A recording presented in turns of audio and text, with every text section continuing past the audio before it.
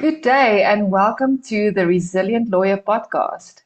And it's also sponsored by Professional Mind Resilience Institute. I am joined by my co-hosts, Advocate Sonia Cillier. Hi, Sonia. Hello. Great. We have a great guest with us today. It is Monica Woolridge. She's an integrative nutrition practitioner trained at the Institute for Integrative Nutrition in New York. So welcome, Monica. It's great to have you here. Sonia, I think, can you start the conversation for us today? Yes, thank you, Marika. Monica, you also are the creator of The Art of Undieting. Can you maybe tell us a bit more about your journey? Okay, so firstly, thank you so much for having me. I'm so excited to be here, and it's a topic that we're going to talk about today. Is something that I'm so excited about because it's very personal for me as well. So a little bit about my background. Um, I haven't always done nutrition. I've spent the first 15 years of my adult life in corporate insurance. And after long hours, stressful times that paid for fancy cars and fancy overseas holidays, I started struggling with my health. My body just couldn't continue coping with the stressful environment that I surrounded myself with. Late work days, late meetings, lots of client entertainment. It just wasn't conducive to a healthy body, and I started struggling with my health. And then it got so bad that at some point, I literally just didn't have a choice. I couldn't continue the way I was. And I resigned from my job and I started studying nutrition at the Institute for Integrative Nutrition in New York. And this is what I'm doing now. I'm absolutely passionate about nutrition and the role it plays in our overall well-being. I always say that if I could change one thing for everyone, it would be this. When you wake up in the morning, I want you to wake up with a smile because you feel fantastic. And that is kind of where everything is started and why I'm doing it. Well, I would love to wake up with a smile and energized, ready for the day. So I think this is a very important topic. And the irony is, especially if you're in a very busy, high pressure environment, like, for legal professionals, it is the one thing that we actually do not take care of. It's our health and our nutrition. So just to start off this topic, we want to talk about the nutrition and how that actually can combat stress and the inflammation, that's caused by the stress. Um, so where would one start? I mean, it's a stressful day every single day. There's no time for anything. Where does one actually start? Yeah, okay. So I think we all know that thing that they say about stress is that you basically have two options when it comes to stress, right? So change your circumstances Mm. or react differently to the stress in your life. But I think the message that I want to share today is that there's a third alternative to it. Sometimes it's not possible to change your circumstances, whether it's work, whether it's your own business, whether it is family issues. It doesn't matter what it is. Sometimes you don't want to change your circumstances, and sometimes you can't change your circumstances. And also, change the way you react to the stresses is not always as simple as it is or as it sounds, but it's something that I think all of us can work towards. But the third one is, and that's what I think we can focus on today, is how to assist your body to be stronger during those stressful times. What can you do? What are those things? If you can't change the environment, what else can you do to assist your body to cope better with the stresses in your life? I think it basically starts with inflammation, right? So Mm. chronic inflammation is a factor of chronic stress. But before we dive into the inflammation pond, I want to quickly explain what inflammation is. I think most of us know what inflammation is, but it's crucial to understand that inflammation, even though it's directly linked to stress, is not necessarily a bad thing. In fact, inflammation is a great thing. Inflammation is part of your body's natural defense mechanism. So when your body identifies a foreign invader or a threat, it triggers inflammation to protect itself from the threat or to get rid of the foreign invader. So when there's inflammation in your body, it means that your immune system is active. It has identified something as a threat or foreign invader. And when your immune system is active, chances are there will be inflammation somewhere in your body. Now, inflammation is a good thing, but the problem is if we live in an environment where we're chronically stressed, now stress is not the only thing that triggers inflammation. Inflammation becomes chronic, and it's a chronic inflammation that's a huge problem. It affects your mood, your ability to focus. It results in digestive issues. It results in chronic fatigue. All those symptoms that prevent you from waking up in the morning with a smile, thinking, yay, I feel fantastic. All of those things are linked to inflammation. But it's more than just that. Almost every single lifestyle or modern disease out there are directly linked to inflammation, whether it's heart disease, whether it's diabetes, whether it is autoimmune diseases. So even though inflammation is a great way your body protects itself, chronic inflammation is where the problem lies. Now, you guys will please stop me or interrupt me if you have any questions. Now, what triggers inflammation? So let's revisit. It's your immune system that identified something as a threat or a foreign invader. So it can be your diet. It can be the food you eat. You eat something, your immune system, the alarms go off and say, this is not something I want in my body. It triggers an immune response and it triggers inflammation to address the problem. Things like toxins in the food we eat, toxins in the environment, toxins in plastic cookware, toxins in plastic water bottles, the air we inhale, the water we drink, all those things, that also triggers inflammation. Another thing, viruses, bacteria, those things trigger inflammation because it's your immune system trying to protect yourself. Poor sleep, not sleeping enough. Inactivity, not moving, sitting in front of your computer all day, that triggers inflammation.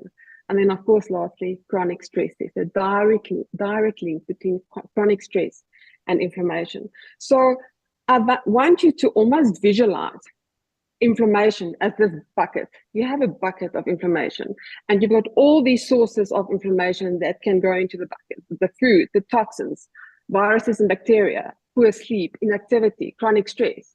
Now, what are you going to do with this bucket? That's the big question. You don't want the bucket to be full. It's as simple as that.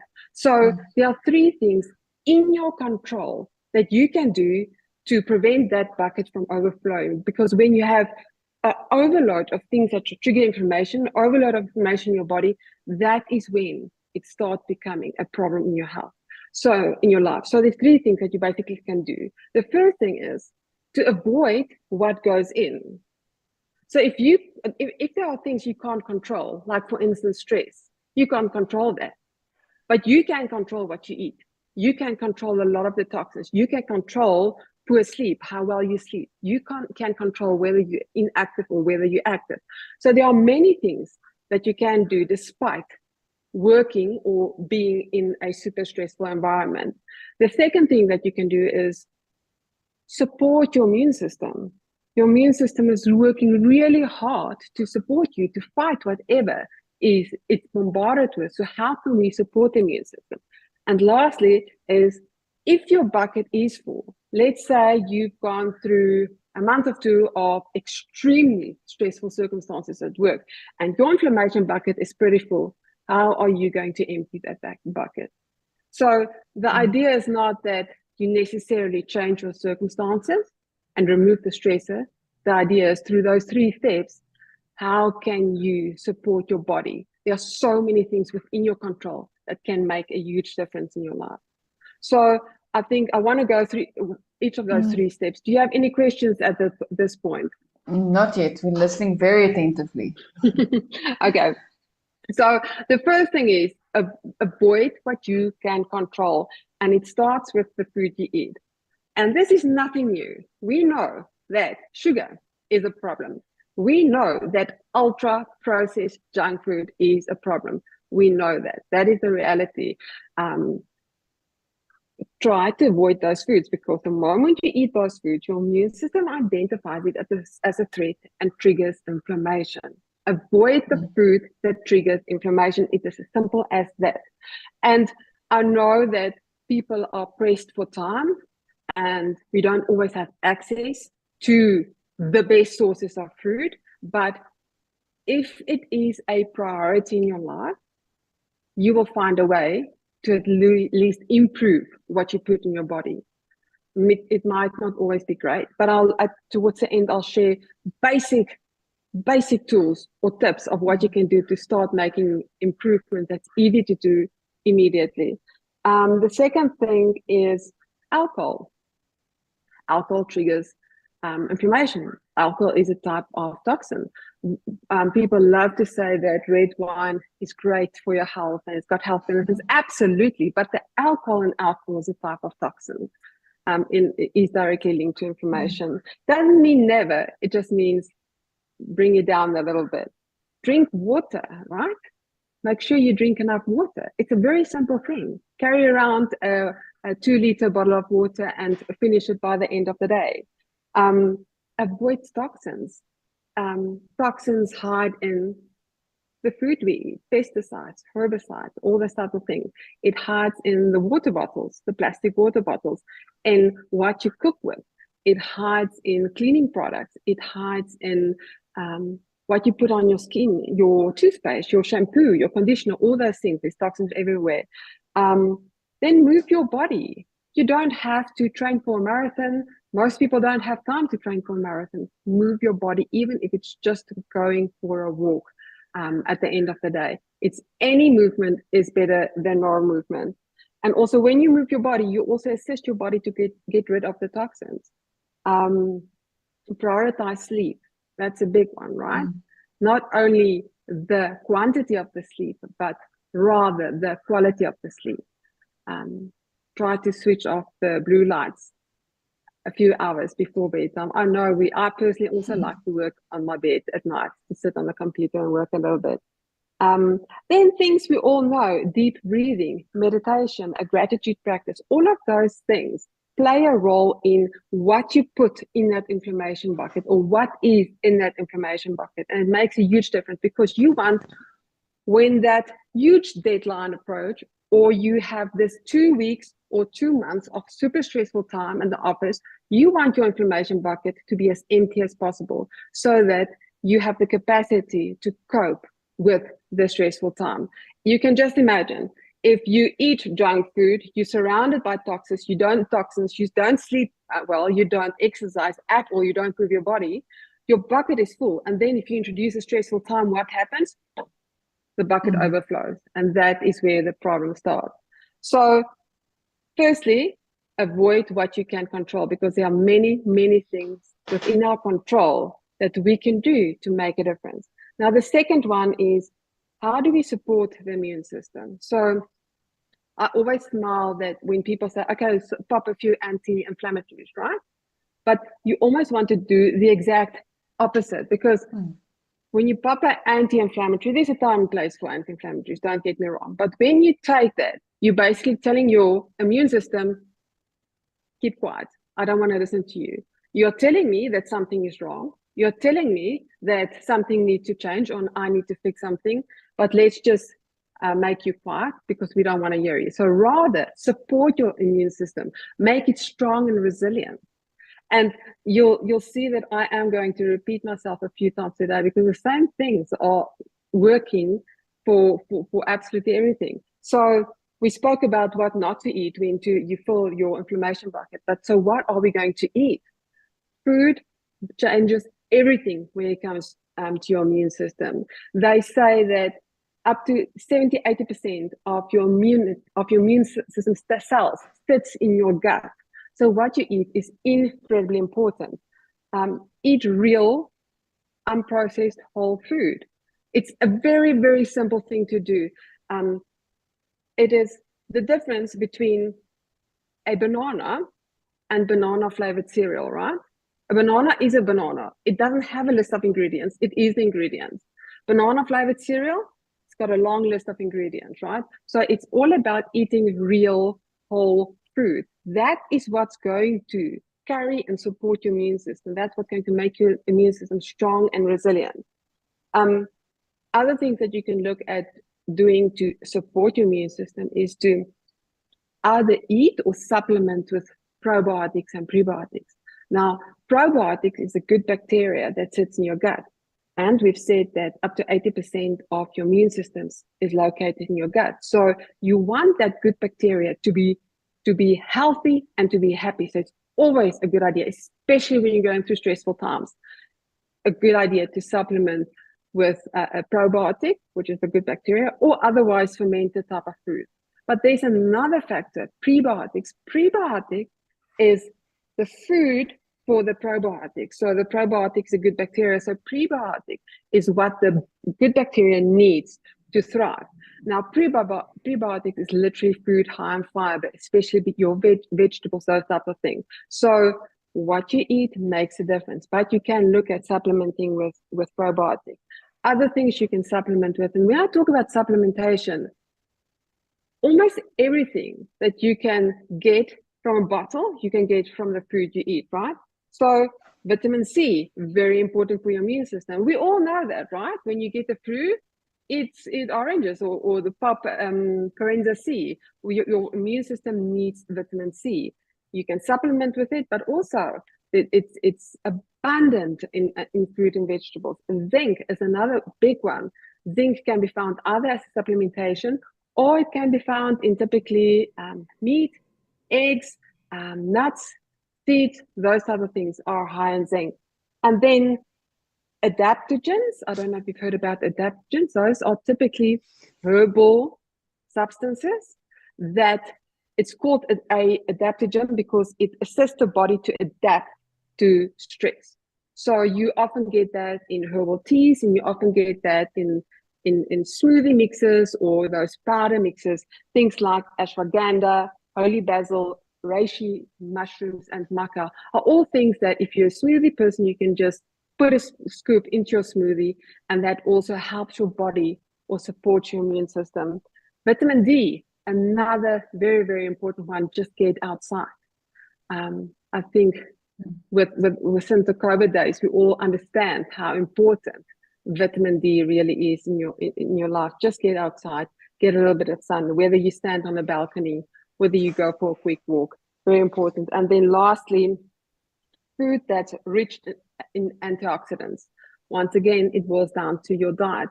It includes your berries, green tea, leafy greens, dark chocolate.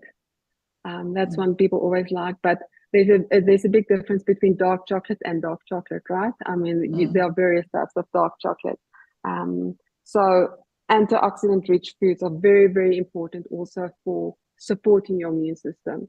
So we basically spoke about avoiding what goes into your bucket. Then we spoke about how can you support your immune system? And then the last thing that I want to touch is once your bucket is full or getting full, how do you empty the inflammation? How do you get rid of inflammation? And there are also quite a few things that you can do to do that. And it as well starts with the food you eat. Eat food rich in fiber. Rich in fiber doesn't necessarily mean grains. Vegetables are extremely, extremely rich in fiber. So food that's rich in fiber assists the body to eliminate toxins. So if there are toxins in your body that triggers inflammation, food rich in or high in fiber will assist the body to eliminate those toxins. Simple stress management tools. I think we've all heard of this before. Things like breathing exercises, a short meditation, just slowing down, a gratitude practice, and often these things sounds like a lot, and as it is, we don't have time. But a simple breathing technique, or most of the breathing techniques, can literally take you less than a minute, and it makes a huge, huge difference.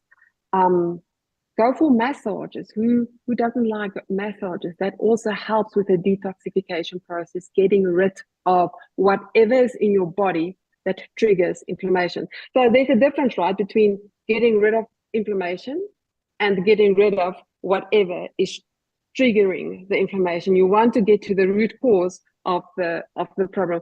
Why is the inflammation in the body in the first place? And try to remove that from the bodies, and that's how you're going to empty your bucket. Spend time in nature, whether it's a walk after work, whether it's getting up early in the morning, spend more time, whether weekends, spend more time in nature. Prioritize sleep, specifically quality sleep.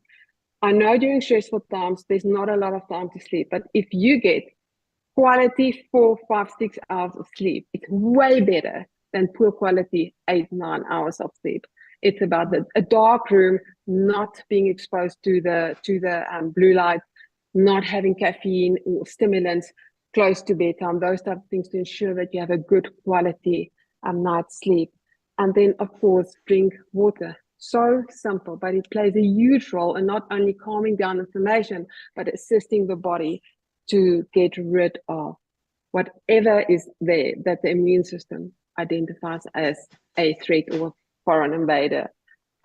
So yeah, those are basically the 3 things that we can do to assist or to hold the body, to carry the body and assist the body to be more resilient when it comes to stress. That's you. very valuable. Sorry, Sonia, yes. Now, I just wanted to ask Monica, although there are general foods that's inflammatory to everybody, it could also be different people have inflammation reaction to different foods.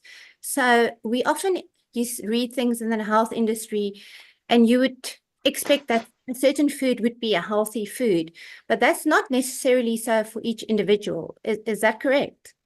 Correct, absolutely, 100% spot on. So what I do in, Sonia, you mentioned my flagship program that I run in the Art of Dieting is where I teach people to listen to your own body, because we all have unique inflammation triggers.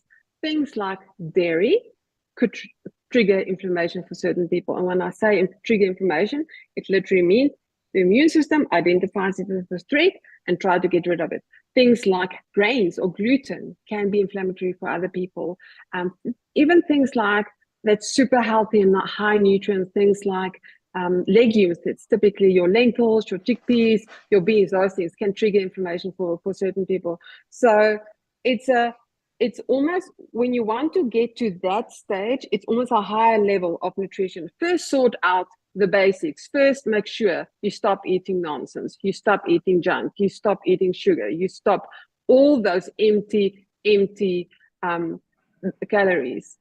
That's always your first priority. But then to optimize your health even further, to become even more resilient to stress, to support your immune system even further, is to pay attention to how your body reacts when you eat dairy, for example. A lot of people would have an ice cream and instantly start feeling phlegmy. That basically means your body doesn't like dairy. Or you would have a big bowl of pasta, and the next morning you will feel a little bit bloated, or you will get indigestion. All those health niggles are indications or messages from your body that it's not happy. So it's a matter of turning within and paying attention to how your body reacts to these stresses. But like I said, basics first. Before you kind of fine tune and get exactly to your own unique optimal way of eating that's going to make you wake up in the morning and smile because you feel so fantastic.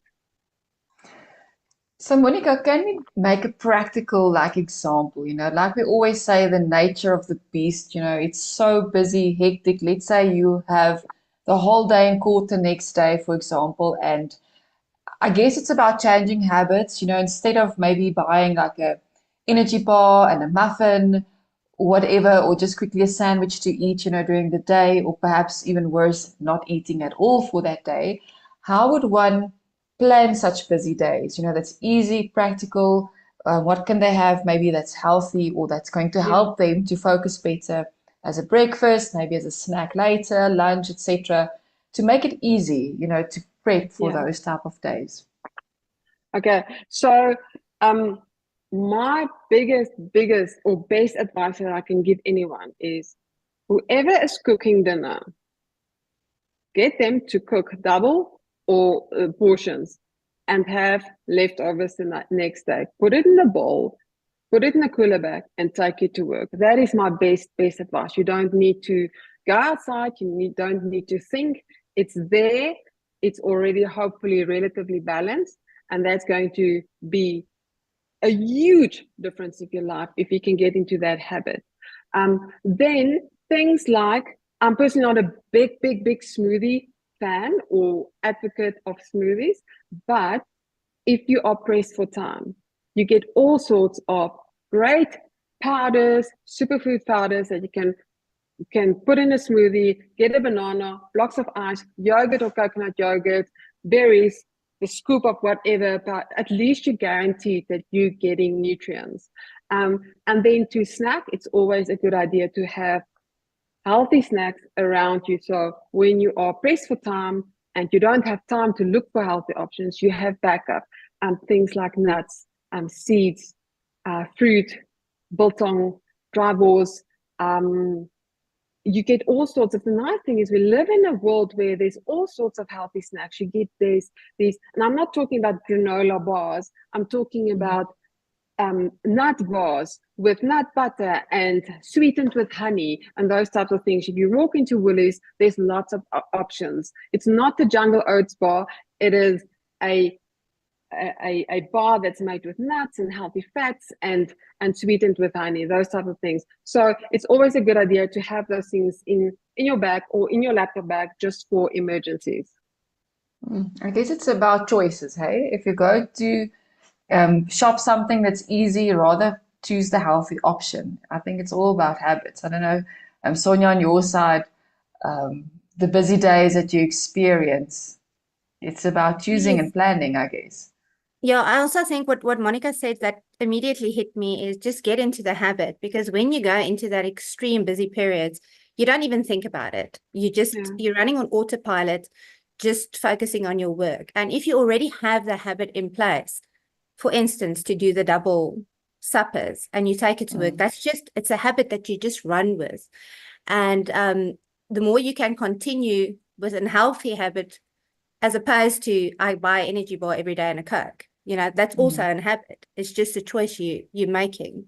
So I think what you said about habit forming is actually very powerful. And I think it's also perhaps try to stay away from the things that you know is really going to negatively affect the way you feel. Things like sodas, sugar drinks, all those types of things. A garage buy, no one doesn't get. We all get heartburn from a garage buy. So just, it's about choice. There's always a choice of stuff that's really, really going to negatively impact you and stuff that's going to be kind of okay. You don't always have to have a beautiful, big, gorgeous salad with avocado and leafy greens and all those beautiful things. If you're pressed for time, just within the options that you have, avoid the garage buy and rather go for the whole wheat sandwich. You know what I'm saying? It's those small tweaks that you can make, because yes, you're not always going to have access to healthy options. But if you eat healthy food, 80% of the time, your body has the capacity to cope with the garage buy every now and then. But if it's your fifth garage buy of the week, then it's going to start with a Coke. Then it's going to start becoming problematic. Another cool tip. So the first thing is to have leftovers the next day, whether it's for breakfast. People are weird about breakfast, right? We are so indoctrinated that you need something sweet and carby for breakfast, that it has become breakfast food. So why can't you have the roasted veggies and chicken that you had the previous night for breakfast? People's like, but I need cereal, I need bread, I need a yogurt. You don't really need it. You just believe that is breakfast food. But the other cool tip is to ensure that you get all the nutrients your body needs. Is if you visualize an empty plate in front of you, if you divide the plate into two, so the one half, whenever you have the opportunity, ideally when you're home, fill half the plate with vegetables, any type of vegetables, a variety of vegetables, the vegetables you like. a quarter of the plate, fill it with your protein of choice, whether it's plant-based, whether it's animal protein, whether it is steak, whether it's lamb chops, whether it's mince, whether it's chicken, fish, you name it. That fills a quarter of the plate. And then the other quarter, always make sure that you're getting healthy fats. Healthy fats, high in omega-3s, are incredibly important for your ability to focus and to sustain a stressful period of time. So whatever space you can find that's left after you've done that exercise, eat whatever the hell you want. It's as simple as that. But there's a term called crowding out. If you fill half your plate with vegetables, you add a protein, you add a healthy fat, there's not much space left for nonsense. And if you want to eat nonsense, go for it. But at least you know that your body is getting the nutrients it needs. Sure. Thank you so much, Monica. I think it's very important and very valuable. Just as we wrap up for the session today, is there any final thoughts that you can leave the legal professionals out there to plan their days better, or just to help them to take care of their bodies more? Yeah, I think the message that I really want to share today is that there are so many things that is within your control. I think when you're burnt out, you are highly stressed, you are overworked, overwhelmed, overstressed, it feels like there's nothing that you can do to make the improvement, because the stress are just everywhere, taking over your whole life. But there's so many things. Stress is one aspect. There are so many other things that is within your control. And it's simple things. It is drinking 2 liters of water. That's not hard. It is ensuring that you walk once a week, move your body, step outside, get a little bit of vitamin D. You don't have to have the perfect diet. Yes, food makes a huge, huge difference. But there are many other things that you can also do that makes a huge difference. A simple breathing exercise makes a huge difference. It won't take you even more than a minute to do. So there's so many things within our control that can make a impactful, huge difference in your overall health and well-being, and in whether you're going to wake up in the morning with a smile because you feel fantastic. Great. Thank you so much, Monica. That was very valuable. And thank you for everybody that's watching and that's also listening to the podcast, the audio. We will have Monica's details also in the description if you would like to see her as an integrative practitioner to help you out with your specific bodily needs, because I'm sure every single person is different and unique, to know what actually works for me, what I need to avoid, etc. So thank you so much for joining us in this edition of the Resilient Lawyer podcast. Please subscribe to our channel and we will see you again.